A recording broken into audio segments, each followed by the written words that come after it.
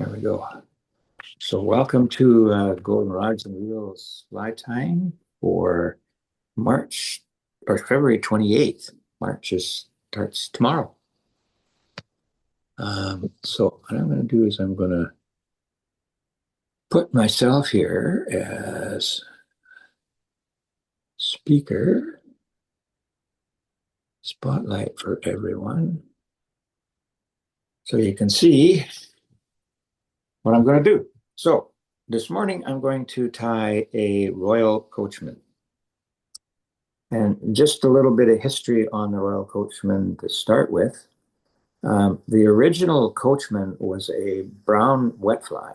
It was primarily brown hackle and a brown body and tail. And then this was a really old English wet fly pattern that got spruced up by adding, instead of just having an entire peacock body with a brown hackle and wings, somebody added on the fancy tail, which is golden pheasant crest, and the center of the fly they added in the red.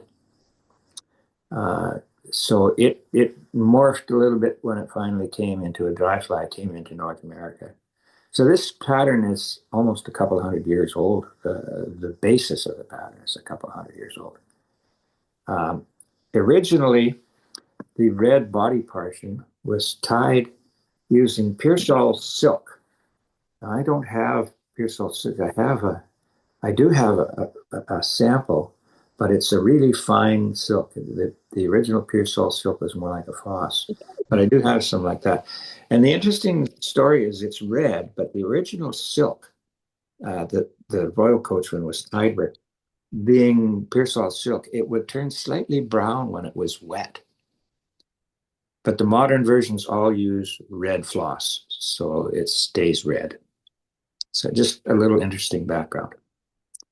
Now the hook for this thing, I'm going to tie on a size 10 hook because my fingers struggle with the smaller one. It just gets very busy and very compact on a smaller hook.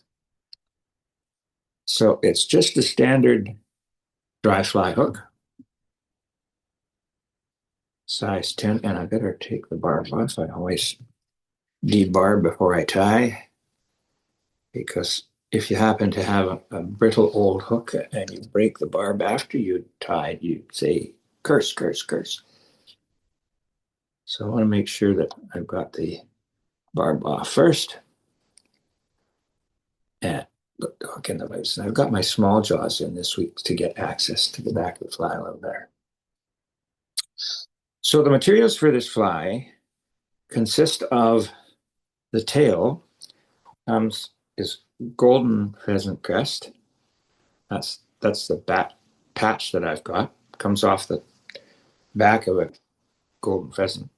And so what I do is I take the piece out that's going to be used for the tail and I slim it down a little bit so that it can be tied on fairly readily as the tail.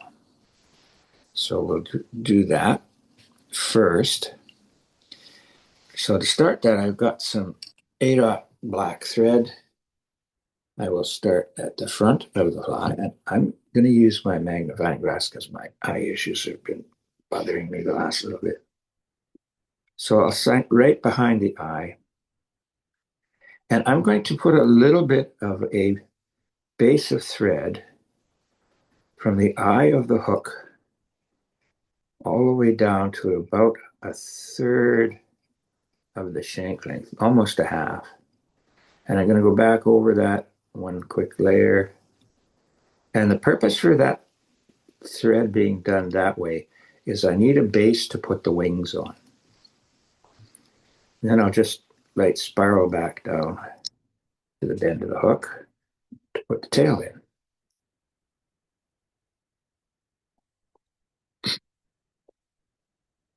And back down to where the barb was. Well, I can still see it didn't get completely clenched. So I'm going to take my pliers and have another go with that.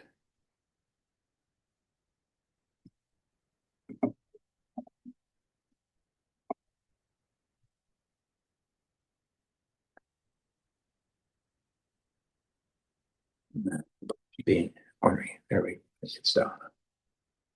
Okay, now tail. Going to take a small section of gold pheasant crest and just tie it so that there's two black bands on the pheasant crest, and depending on where you take it off the neck, they're either closer or further apart. I picked one that has them fairly close together, and I'm going to put the first black band roughly where the end of the bend of the hook is, and I'll just do a quick pinch wrap over the top, and then wrap that rest of the stem down right to where the back of the first wrap of threads is, and then clean that off. Now the body of the fly is not going to go much past that 1/3 point. I'll bring the thread back down, and just to make sure that that's not going to droop, I'll make sure it's on good and square there. Then what we'll do is we'll take a strand of Peacock Herl for the back part of the body and trim a little bit off and tie it in just in front, tie it in roughly where that 1/3 place is, tie it in there. Being ornery today.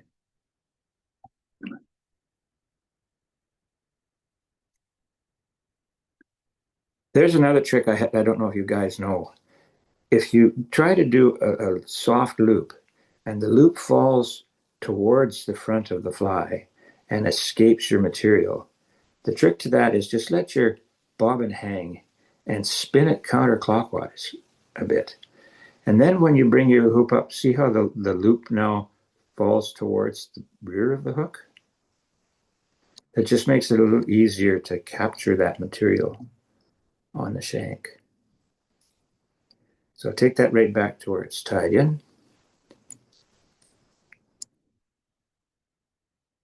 Bring my thread forward to about the halfway point, and I'll build the first back part of the body with multiple wraps of Peacock Herl.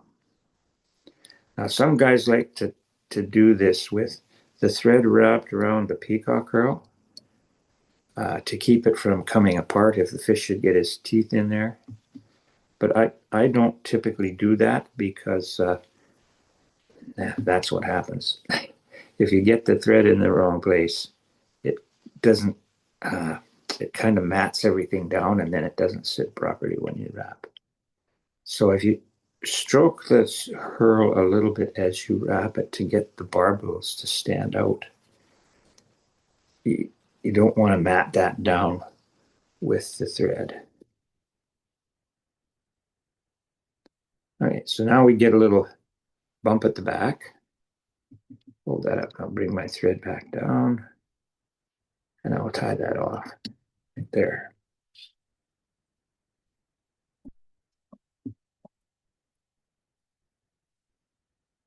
And trim it.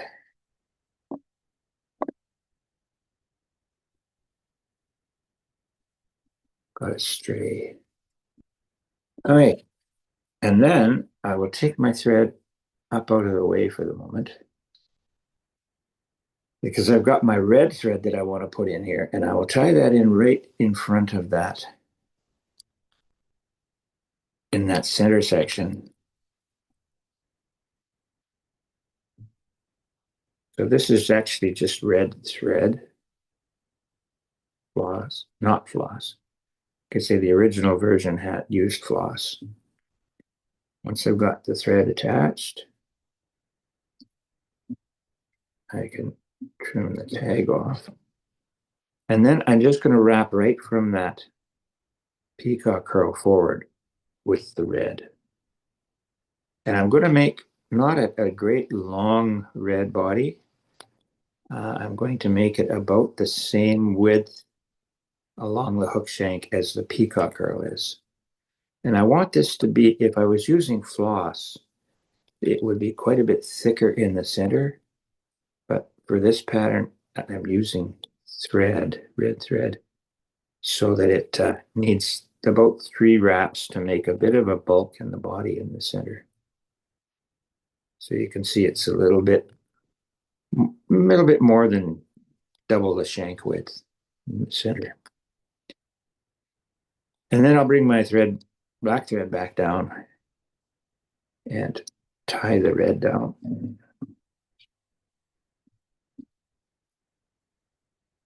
Wrap in behind and wrap in front. That tends to trap the thread so it doesn't come undone when it gets snipped. And then I'll take another strand of Peacock Herl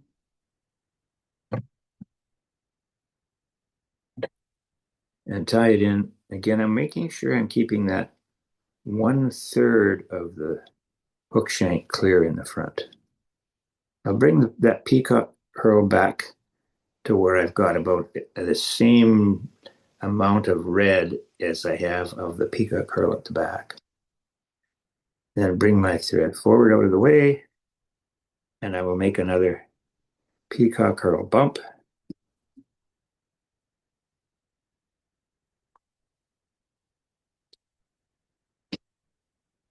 And that will be about the same width as the back one. And I'll tie that off.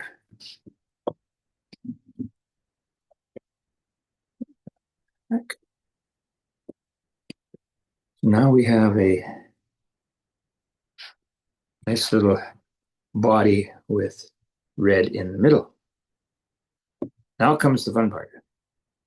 I'm going to come forward to roughly halfway, just a little bit in front of halfway, between the Peacock Herl and the eye of the hook. And this is where the wing goes. Now, the wing is duck quill. And this is a white duck quill. And what I've done with these to make the wings, like normally you would, and I'll show you, normally you would cut a segment out of it that's fairly narrow, like that. And then you'd pull it free of the quill.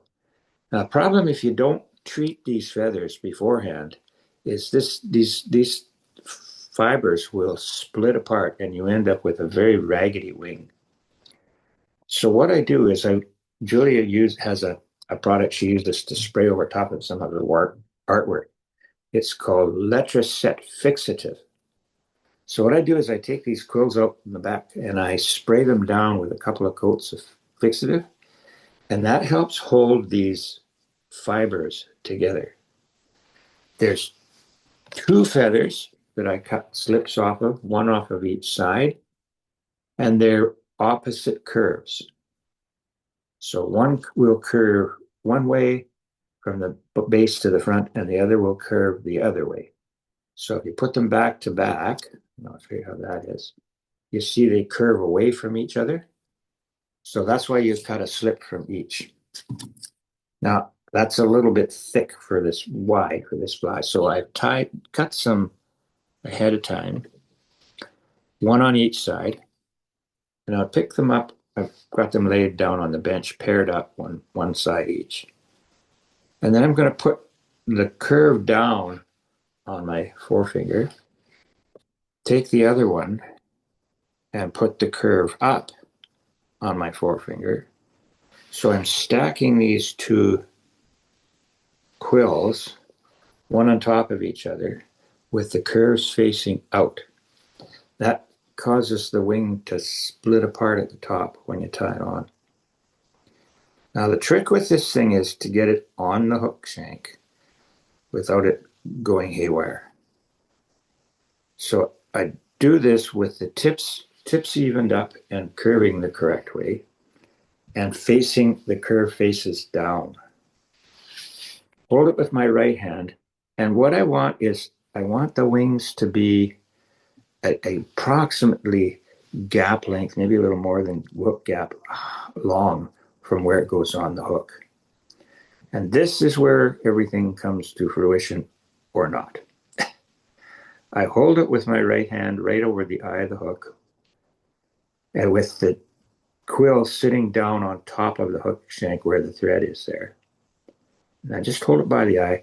And then I get my thumb and forefinger, and I with the wing quill sitting on top, just above the hook, and where my thread is, I will put my thumb and forefinger and squeeze like heck. Then I bring the thread up between my thumb and forefinger and push it to the back. Then I'll take it on the far side between my thumb and forefinger, push it to the back, then up in between, upward.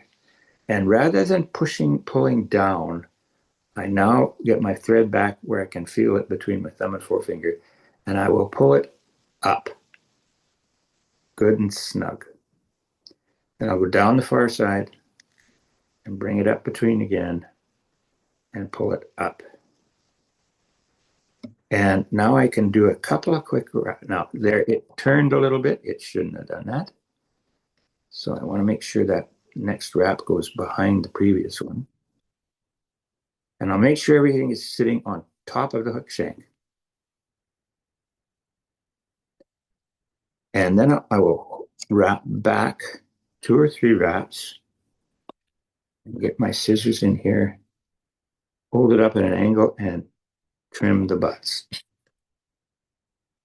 So I'll tie the butts down now, good and solid. Bring my thread forward, take the wings and pull them straight up and back with my thumb and forefinger, and then wrap a bump in front of them so that they stand up. There we go. Now you see we have those wings standing up in between. And they're still split. And so the trick with that is to make sure you pinch really good and the thread coming up, over, down, and then bringing it back up. And when you pull, and if you squeeze hard with your thumb and finger, when you pull it up, that keeps the wings from wrapping around the shank of the hook. Keeps them sitting on top. Now come back in here, we're going to put a hackle in. And the hackle, I want them to be, barbs, I want them to be a little longer than the wings.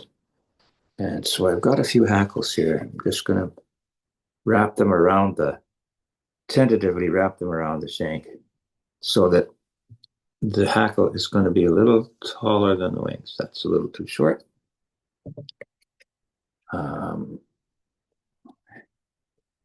Because I want the hackle to sit on the water and not have the wings fall over.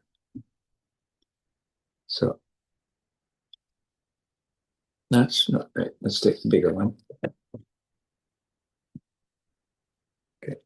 Yeah, that's more like it. A little longer than the wings. So what I'm going to do is just take the fuzzy stuff off of the stem of the hackle.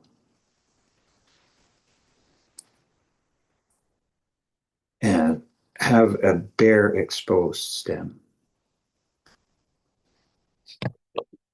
And I'm going to leave about a little more than 1/8 of an inch out stem when I trim the end off. So I got about 1/8 of an inch of stem. And these hackles are cupped. You can see they cup from the intensely colored side away to the underside. So it's you can see how it's curved laterally. So what I want to do is I want to tie this in so that when I wrap it forward, the cup portion faces forward. That keeps the hackle from tilting backwards. So now I'm going to come in here and just tie that butt end of the hackle just behind the wing. And it's a fairly long stem, so I'm just going to make sure, get the wings out of the way. I'm going to bind that bit of hackle down, stand the wings up again. So now I can wrap the hackle around the fly. I'll get my hackle pliers, and I will grab the tip way down here, and I'll make a whole bunch of wraps in behind the wings. I have to get them out of the way a little bit. So I'll do 3 or 4 wraps in behind the wings. It'll be a bit fuzzy. Then pull the wings back. and wrap in front.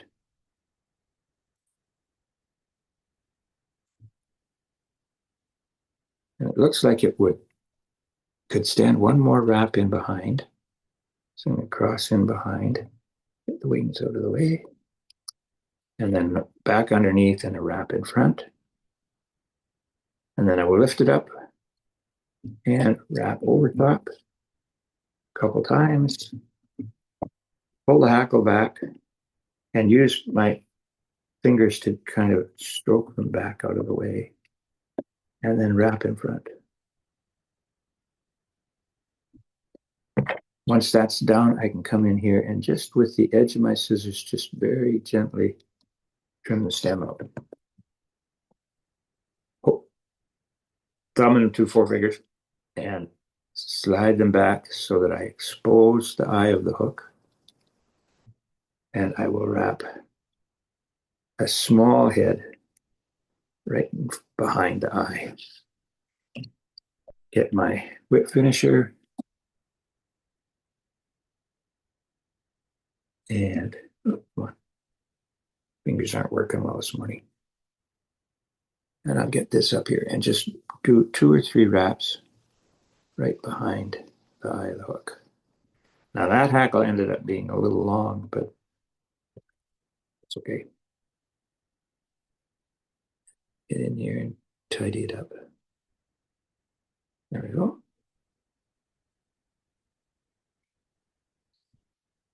And there you are. That's your Royal Coachman. Very nicely tied, Dave. Nice job, Dave. You could pull it off.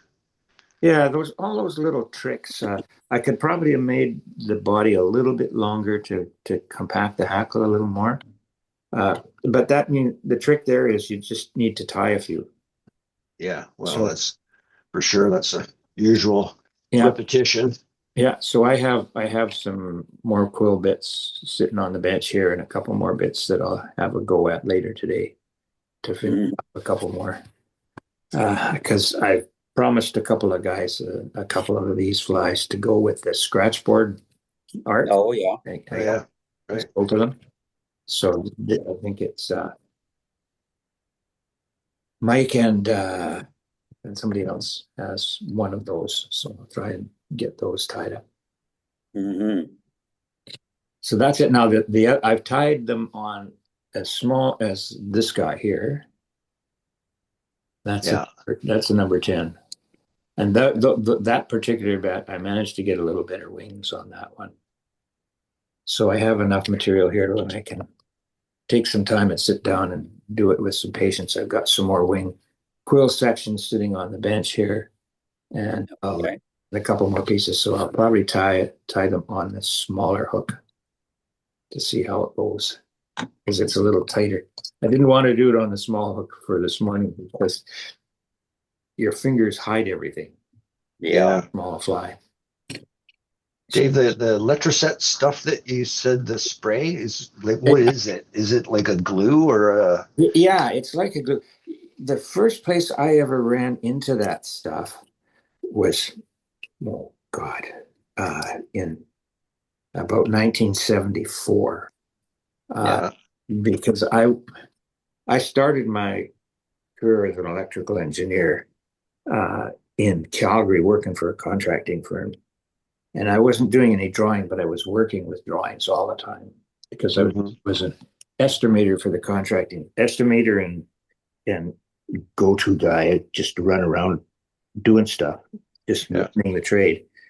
And then when I moved to Edmonton in 74, 73, I went to work for a consulting firm in Edmonton.